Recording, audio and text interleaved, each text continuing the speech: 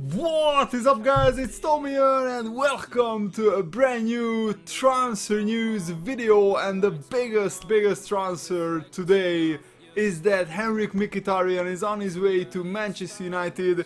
It's not official yet because they still have to negotiate the contract and the medical, but basically Dortmund have accepted Manchester United's £26 million bid for Mkhitaryan, and the Dortmund saying that if they refuse this offer, Mkhitaryan could have left for free in 2017. So basically their hand was forced because Mkhitaryan didn't sign a contract extension. BBC is reporting it alongside Sky Sports and other news. And in this video I want to take a look at Mkhitaryan. First of all, if you enjoy these types of videos, leave a like and let me know in the comments below.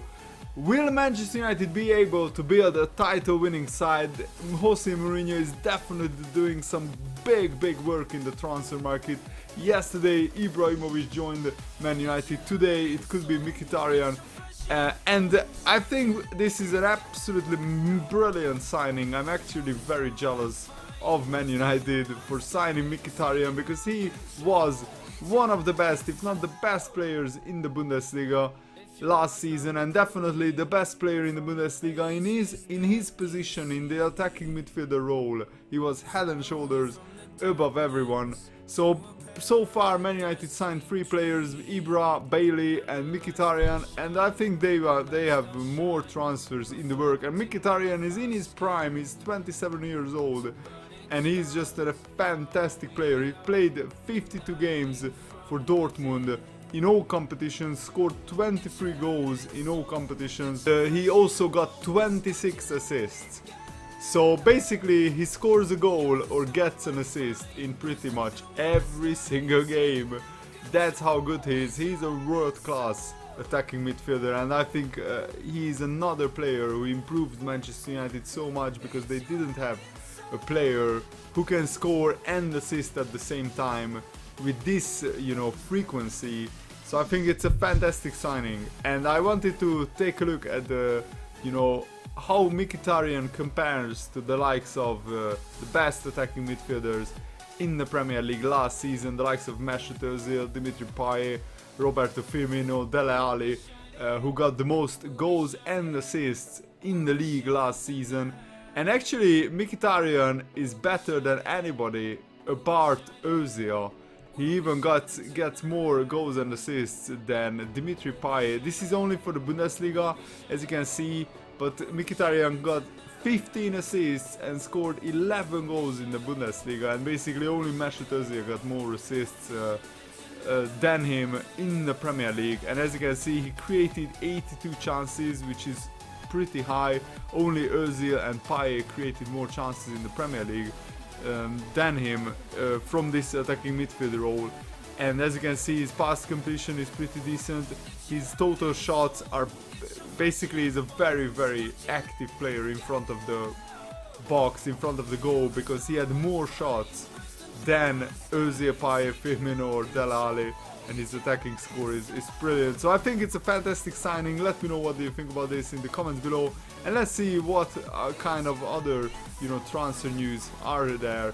Ryan Giggs just confirmed that he will leave Manchester United, so he won't be the assistant manager of Jose Mourinho. I think Jose Mourinho wants to bring his own backroom staff to Manchester United, or maybe he already done that. Ray Parlour admits that it would be a fantastic achievement if the Football Association, the FA, could persuade Arsene Wenger to leave Arsenal and to manage England. And I think he's pretty much the only manager who could maybe do something great with England at this moment in time, because I'm not sure other big name managers would be interested in the job. I'm not sure if Wenger would be interested in this job to manage England, because it's a very tough job. And it's just amazing that Hal Robson-Kanu, who scored 3 goals in the Championship last season, is now tearing it up in Euro 2016. Did you see his goal yesterday against Belgium?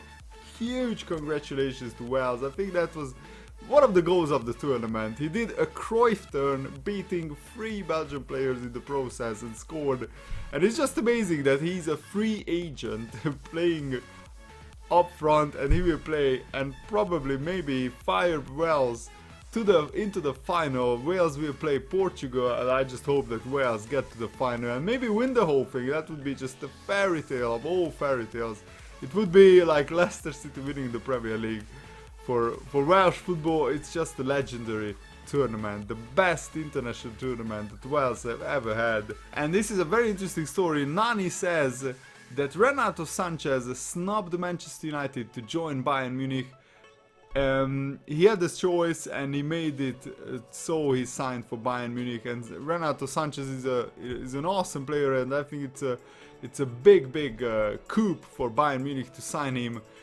It's he's one of the most talented midfielders in the world, and you could see by his performances at Euro 2016. And maybe it's a good decision because Man United, even though they are building for the future, I'm not sure if Sanchez would have started for Manchester United under Mourinho. But at Bayern Munich, I think he will play quite a few games, and he can develop his game. It looks like Everton and Napoli are fighting for Aksa Witsa, who had a pretty decent European Championship. I have been a big fan of Witsa for quite a few years, and I would have loved for Liverpool to sign him. If I were Witsa, I would definitely choose Napoli, because Napoli are in the Champions League. They are fighting for the Serie A title almost every season. At Everton, he would be just a mid-table Premier League player. So yeah. And it's just listen to this. Shanghai has bid 37.5 million pounds for Odion Ighalo. I mean, it's mad how much money Chinese clubs have these days. It's just insane. And Watford made a good decision, because staying in the Premier League is worth a lot more money than that. And Ighalo would be just going to waste at China. And Manchester City, it looks like, are prepared to pay up to 50 million pounds to land John Stones. The Daily Telegraph are saying that. I'm not sure if it's worth that much money. And John Stones made a lot of mistakes last season playing for Everton.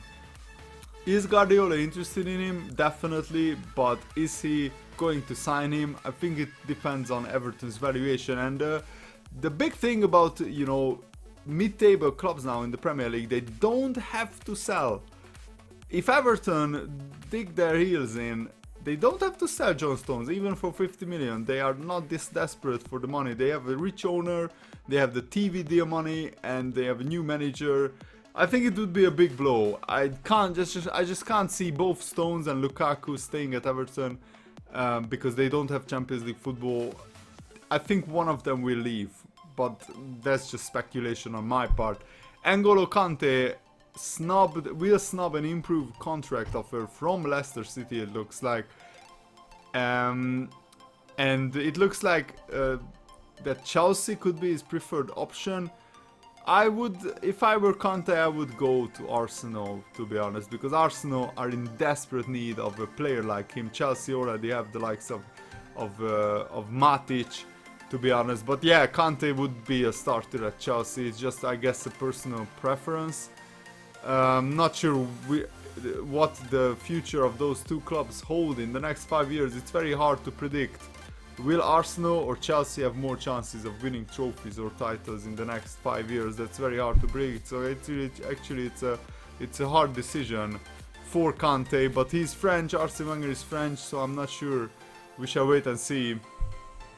And Diego Costa looks like he's demanding a return to Atletico Madrid for 40 million. The Daily Star is reporting. Hulk has joined Shanghai for 46.2 million pounds. This is the same club which bid 37 million pounds for Ighalo. I guess they are just swimming in money over there at China.